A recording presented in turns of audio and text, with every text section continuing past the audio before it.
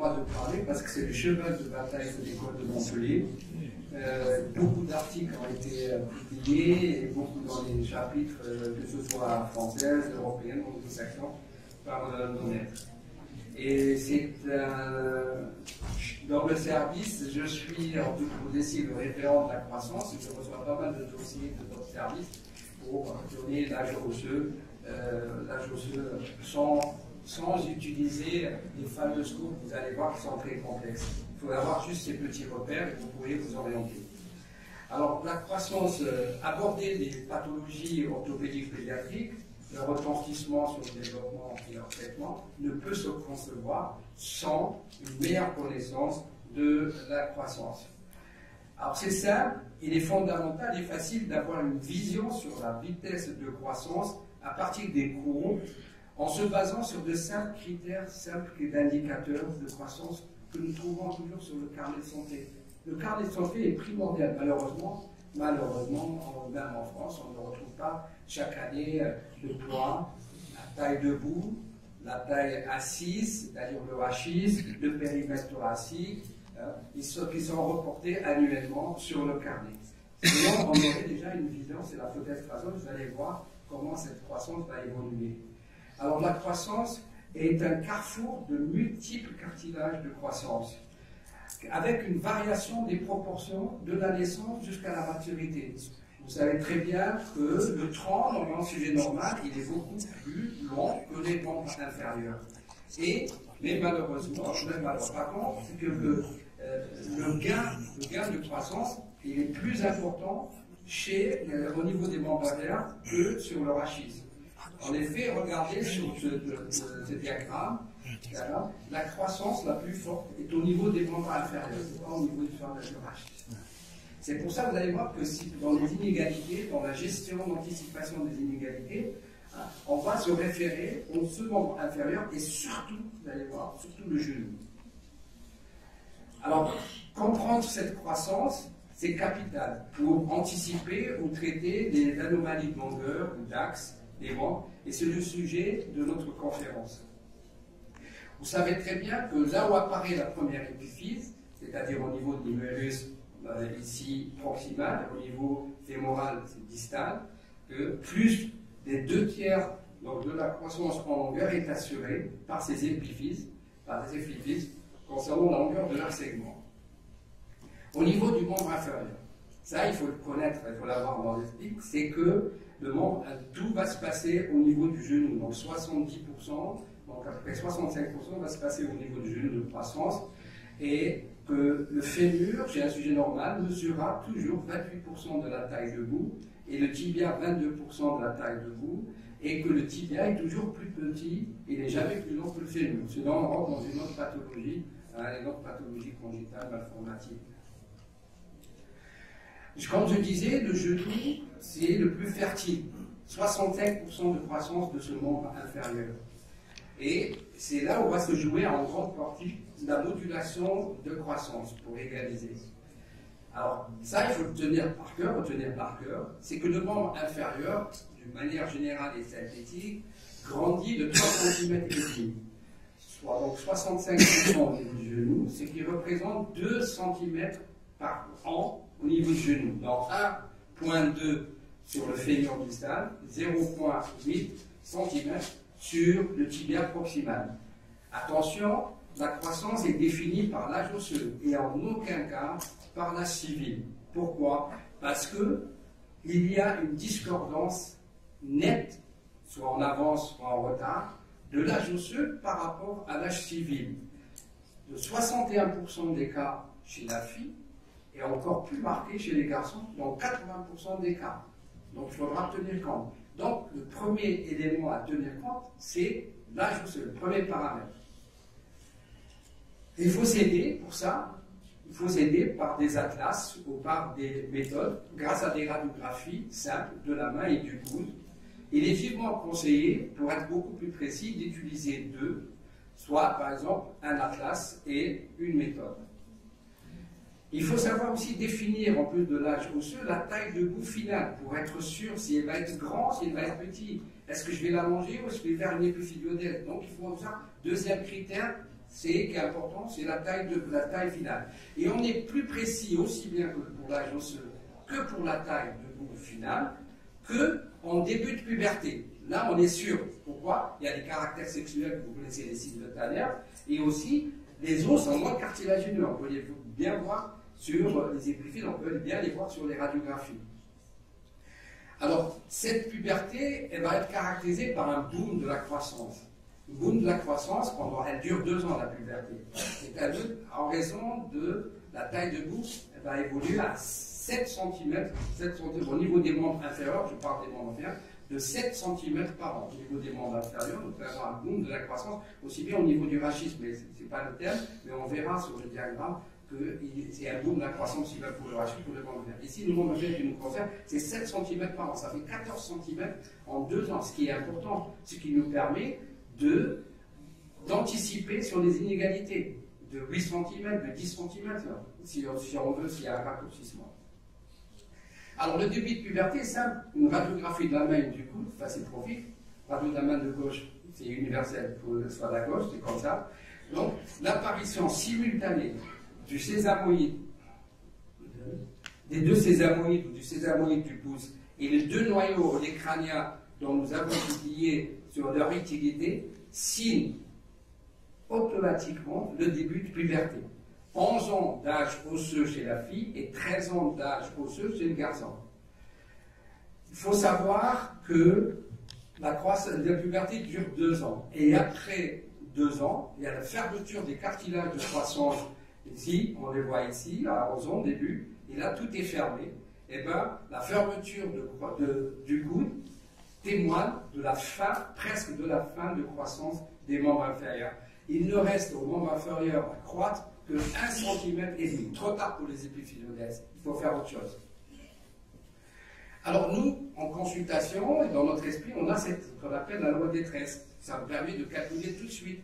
Je sais que par exemple, il reste 13% à courir à la taille de bout. Je dis 13%, c'est à peu près 10%. S'il mesure 1m70, j'ajoute 10%, ça fait 17 et je suis tout de suite tourné et va être grand de taille. Donc peut-être je vais faire une épidose au lieu de faire un arrangement. Donc 13, la loi des 13 c'est le garçon, c'est-à-dire début de puberté 13 ans, à d'âge osseux.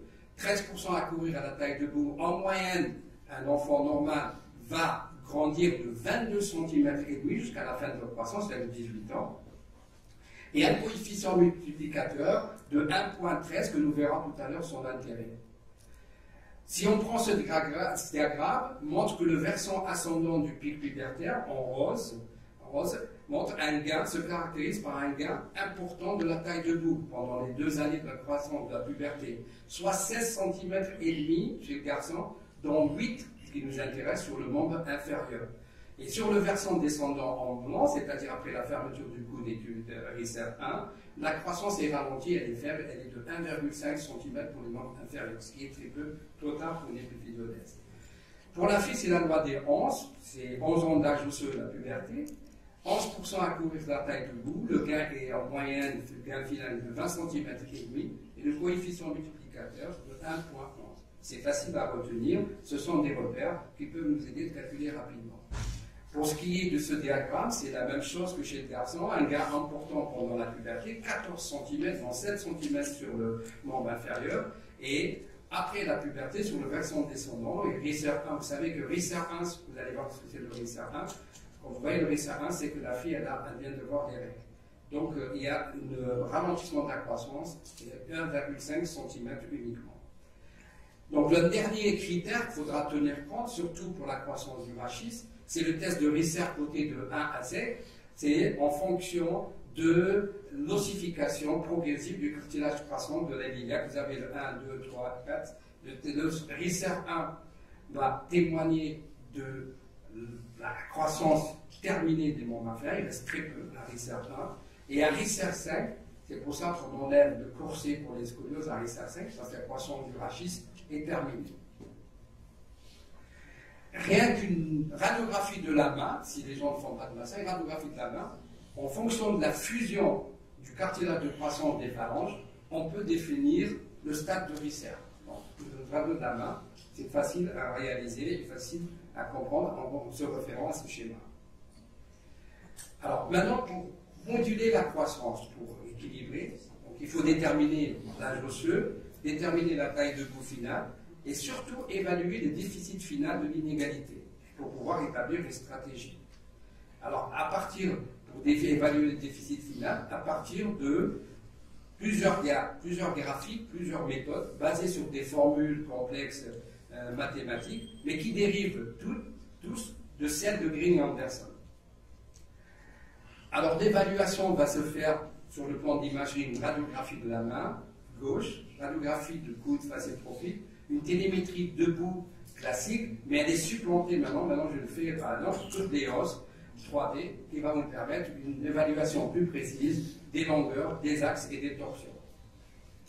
Alors, quelles sont les techniques de modulation de croissance qui va jouer sur le cartilage de croissance? Qu'elles soient temporaires ou définitives, asymétriques ou complètes, elles vont dépendre de l'indication et tout va se jouer dans les modélations de croissance, tout va se jouer en grande partie au niveau du genou. La technique que vous connaissez la plus ancienne de Finistère, qui consiste en un curetage du cartilage à travers les fenêtres et le retournement de la partie quadrangulaire avec son cartilage de croissance. La technique de Bowen percutanée définitive avec curette, soit de mèche, soit à l'aide de fraises ou de mèche. La technique d'épiphysiodèse définitive ou temporaire par agrafe, de préférence au nombre de 3 sur chaque versant. La technique d'épiphysiodèse par vissage percutané décrite par Metteso. Et plus récemment, l'utilisation des 8 et des white plaques que nous utilisons depuis plusieurs années, comme aux États-Unis, dans 71% des services de chirurgie orthopédique et tragique américaine. Alors, pour éviter actuellement, parce qu'il y a eu des problèmes de déviation, surtout dans le plan sagittal, de fracture de la vis métaviscère, on était une seule vis, maintenant il est conseillé, ce que nous faisons, des vis pleines, non cannulées, alors qu'elles étaient avant cannulées, et utiliser deux 8 plates d'une volée à l'autre, soit, maintenant on a des white plates, et ça évite des fractures plus solides, ça évite de bien centrer la plaque, d'éviter les déviations dans le plan sagittal, surtout dans les curvatums, et aussi des fractures des vis métaviscères. Alors, donc, troisième critère, nous avons vu l'âge osseux, la taille de bout final. Troisième, quel sera le déficit de longueur du membre final, du membre inférieur? Bien sûr, en tenant compte de l'étiologie. Alors, dans les inégalités congénitales malformatives ou syndromiques, le rapport d'inégalité est constant. Je m'explique. Vous avez un nouveau-né qui naît avec un fémur normal 10 cm, le fémur gauche hypoplasique 8 cm, donc le déficit est de 2 cm, cela fait 20%. Quand le fémur droit va mesurer en moyenne à l'âge adulte 50 cm, donc c'est 20% de ce 50 cm, c'est l'inégalité finale sera de 10 cm. En réalité, c'est beaucoup plus simple, il faut utiliser le coefficient multiplicateur de 5, 2 cm par 5, ça fait 10. C'est quoi ce coefficient multiplicateur? En effet, nous avons publié le calcul et sa compréhension dans nos travaux. Prenons l'exemple d'un garçon sur ce diagramme. La croissance acquise des membres inférieurs, je prends à la naissance, est de 20%. Il y a des membres inférieurs, donc on fait de 20%. Il va rester donc 80%. Alors pour arriver à 100%, c'est 20%. Il faut multiplier par 5, on arrive à 100%. Donc le coefficient multiplicateur est de 5. Si on prend l'exemple de l'âge, je prends l'âge de 4 ans, il y a 50% déjà de la croissance qui est acquise des membres inférieurs. Donc il faut multiplier par 2 pour faire 100% en fin de croissance. Donc le coefficient multiplicateur est de 2. Voilà ce tableau, moi je le connais par cœur, qui m'aide beaucoup à la consultation. Pour chez les filles, c'est la même chose que chez le garçon, sauf que le début de puberté est plus avancé, soit à 11 ans, d'âge osseux. Par conséquent, les mêmes coefficients multiplicateurs que le garçon, mais à des âges plus inférieurs. Alors, maintenant, c'est encore plus facile. Le pronostic des inégalités finales a été bien individualisé, bien défini, bien calculé par Roch-Palais. Et Aguilar et ses collaborateurs ont confirmé que ce coefficient multiplicateur peut s'appliquer à toutes les races. Il vous suffit de céder ces deux tableaux. Moi, ces deux tableaux, ils sont soit dans ma poche, soit affichés à la consultation. Et on peut avoir le coefficient multiplicateur par tranche d'âge de 3 mois, aussi bien chez la fille que chez le garçon.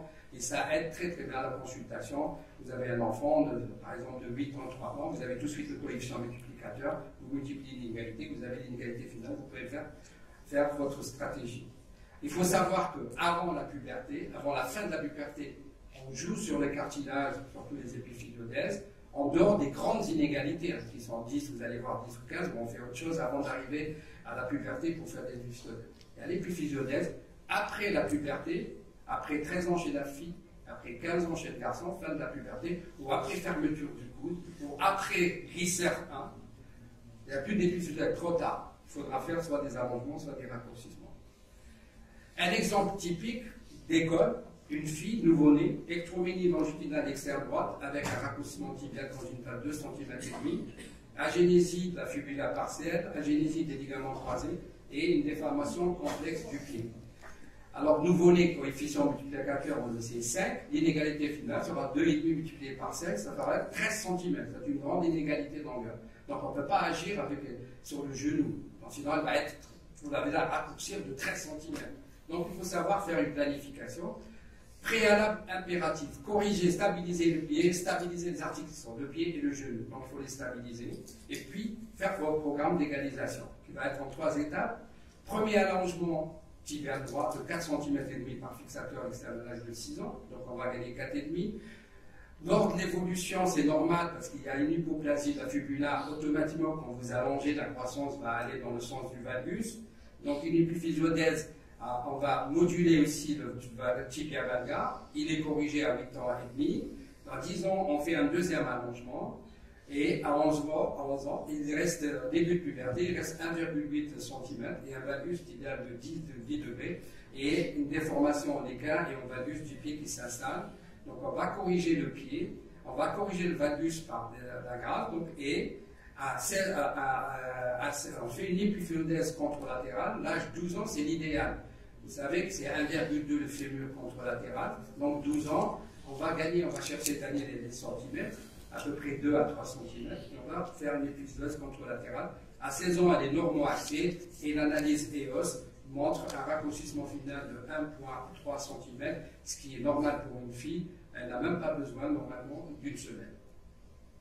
Une adolescente d'âge civil sur 11 ans, coefficient multiplicateur, on le sait, 1,11, c'est la loi des 11, c'est une fille.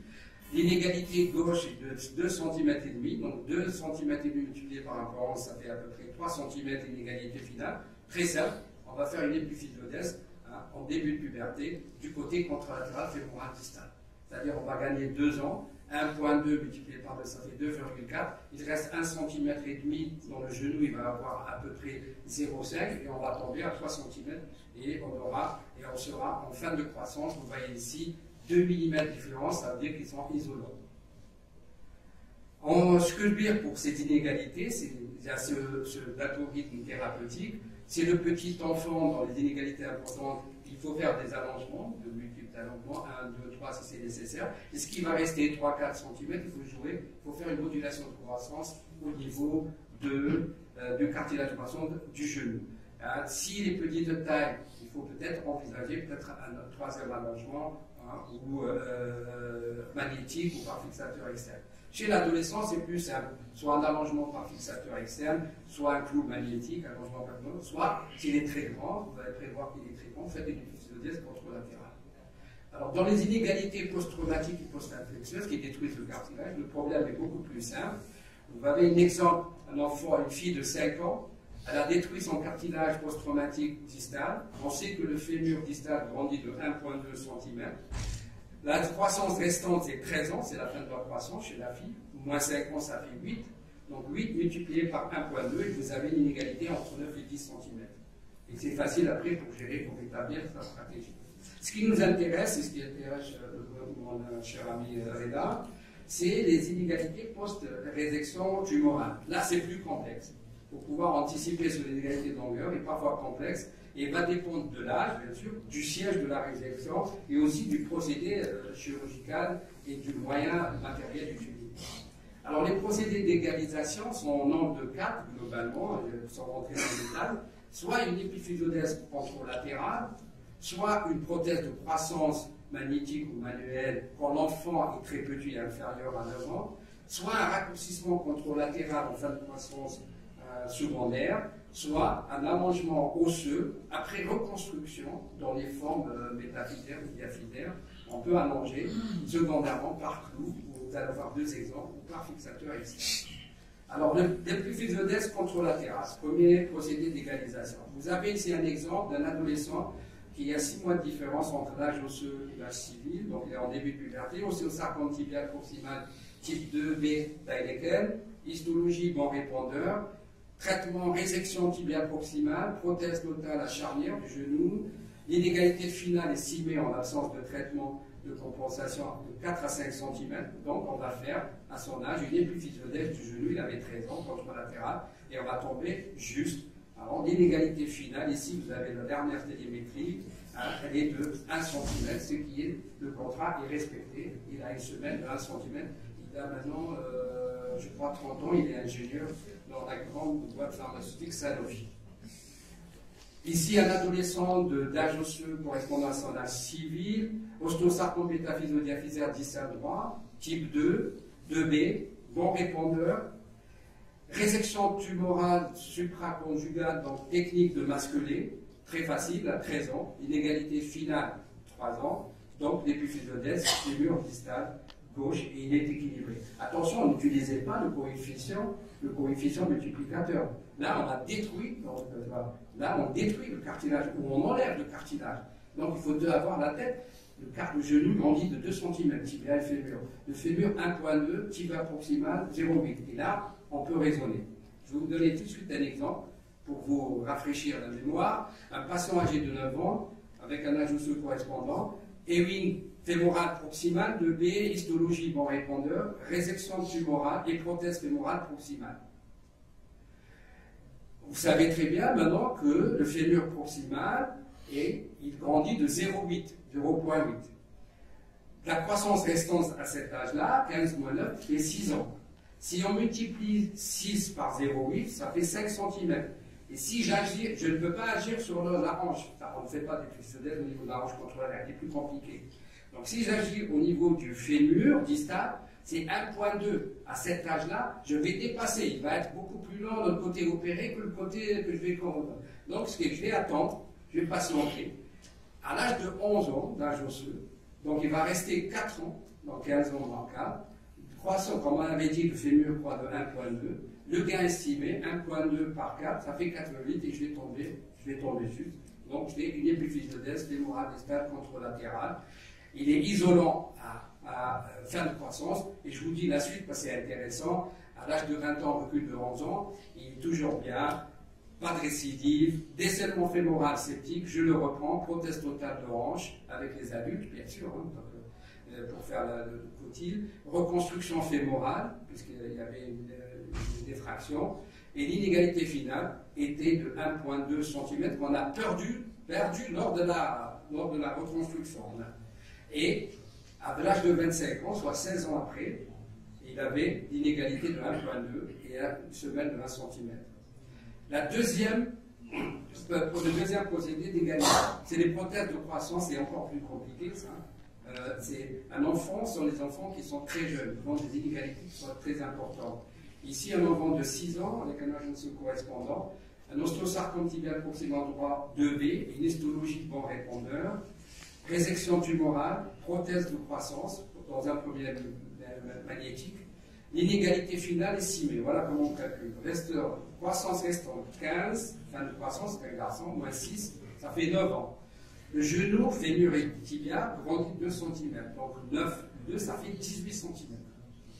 Comment il faut égaliser? Alors, premier allongement magnétique, maintenant on a tendance, avec l'équipe de Marseille, on a tendance à faire des petits allongements qui ne dépassent pas les 4 cm. C'est rapide, ça consolide rapidement chez l'enfant. Il y a moins de problèmes de fixateur, parce qu'on fait des fixateurs externes, moins en attendant les plaques de croissance.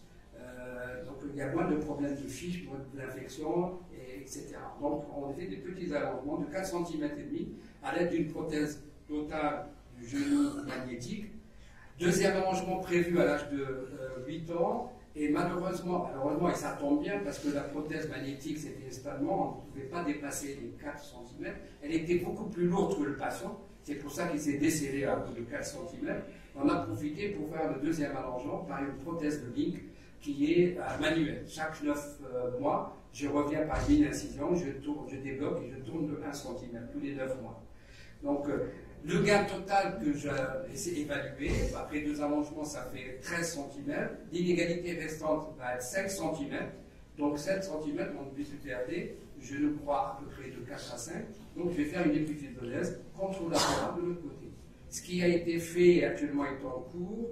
Donc un allongement en raison d'1 cm par mois, progressif magnétique, descellement. On devait aussi changer la prothèse. Allongement, mise en place d'une autre prothèse manuelle. On est à 5 cm, on attend 9 cm et en début de puberté, on va faire l'épiphyseolaire. Et je vous dis que c'est bien, mais ça coûte très très cher. La première prothèse coûtait 25 000 euros et la deuxième coûtait entre les 15 000 et 20 000. Ça coûte très cher, donc coûte très élevé. Et le taux de complications selon les séries, en particulier celle d'origine européenne, elle est de 51% décèlement, comme on avait vu, aseptique, rupture, infection. Donc ça vaut le coup, mais il faut peser aussi, on n'a pas le choix, mais il faut peser les conséquences. Alors, l'autre procédé qui est facile, c'est le raccourcissement controlatéral secondaire. Je prends toujours des exemples, parce que c'est beaucoup plus, ça permet de bien comprendre. Un âge osseux civil supérieur, donc une avance de 6 mois. Ostéosarcome tibial proximal gauche 2B, histologie bon répondeur. Donc résection tumorale, donc avec une marge de sécurité de 2 cm, comme c'est écrit. Donc voilà la résection de la pièce. Avancement du gastrocnémus, je le fais très souvent. Soit je le retourne, soit je l'avance. Et je fais une reconstruction de l'appareil extenseur avec le jumeau, le pendant du jumeau, et associé avec un pont interfère en 8. Donc le raccourcissement mammaire post-immédiatement, on a perdu 1 cm et demi, ça arrive très souvent qu'on perd lors de la mise de la reconstruction. Donc on a ce qui est dans la tête 1 cm et demi déjà plus court. La croissance restante, c'est 15 moins 12, il avait 12 ans, c'est 3 ans. 3 ans multiplié par 2 cm, plus les 1 cm et demi, ça fait entre 7 et 8. Donc je vais faire mon programme d'égalisation. Comme il a 12 ans, je vais faire tout de suite une épiphyseolaire à 13 ans du genou, en espérant gagner 4-5. Malheureusement, on n'a pas trop gagné, on sur 3 cm, il restait 5. Il était grand de taille, 16 ans, donc je lui ai proposé un raccourcissement fémoral de 4 cm avec un clou verrouillé. Et au recul de 7 ans, à l'âge de 20 ans, il a une limite résiduelle de 1 cm compensée par une semelle. Donc le contrat est respecté. Voilà aussi à la fin l'algorithme. Donc je l'ai fait exprès parce que je voulais essayer ma communication pour les gens qui veulent s'intéresser. Donc dans les résections articulaires, chez les petits enfants moins de 9 ans, ce sont les prothèses de croissance. Et chez le grand enfant, ce sont des prothèses classiques ou sur mesure. En fonction du début de puberté, vous allez voir, s'il est petit de taille, je vais lui faire, s'il est grand de taille, je vais lui faire une épiphyseolaire. S'il est grand de taille aussi, je peux lui faire un raccourcissement contralatéral. Donc en fonction de la taille de bout et de la croissance restante.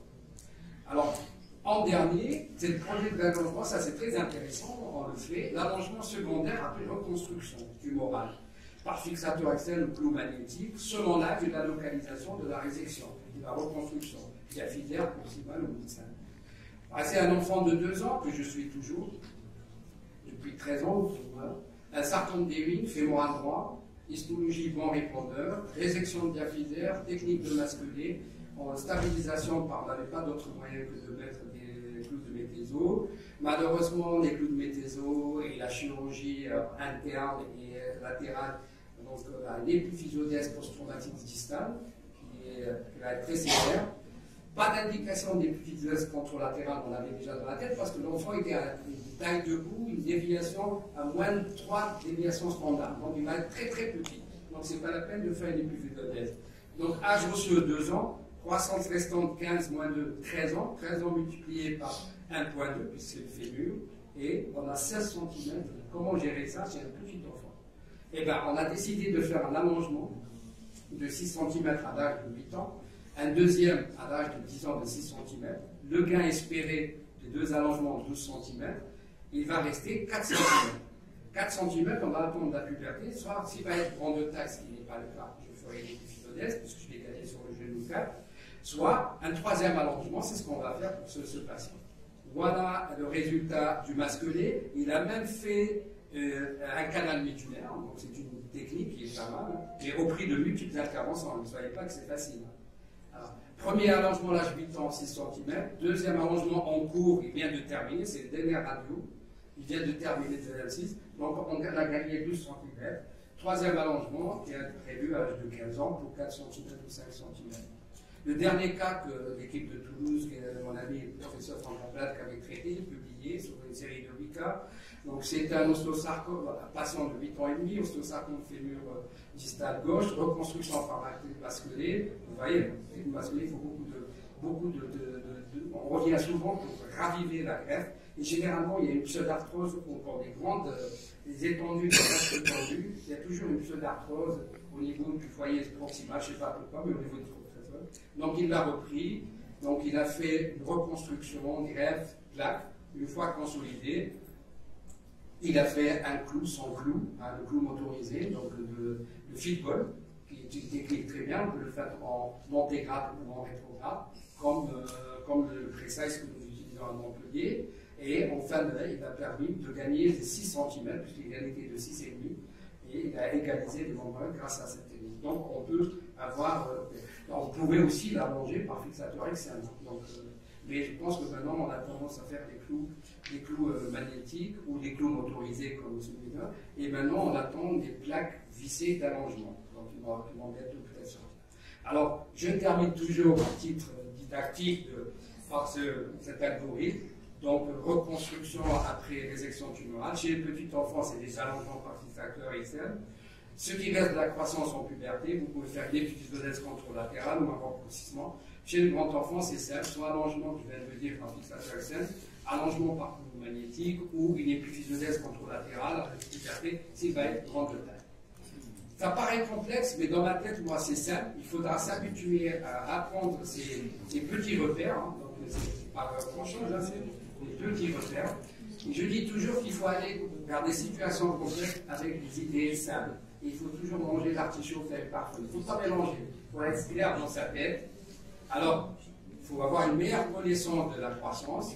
Il faut tenir compte de paramètres importants, l'étiologie, bien sûr. L'âge osseux, grâce à la radiographie, grâce au cours des atlas. La taille de bout final, il faudra l'évaluer. Et le déficit, le pronostic déficitaire, vous avez maintenant les tableaux de Montralier, c'est très facile de les avoir. Et je termine par je pousse les orthopédistes pédiatres et les pédiatres à bien connaître la croyance de l'enfant et ça va faciliter les décisions. Ça va faciliter les décisions.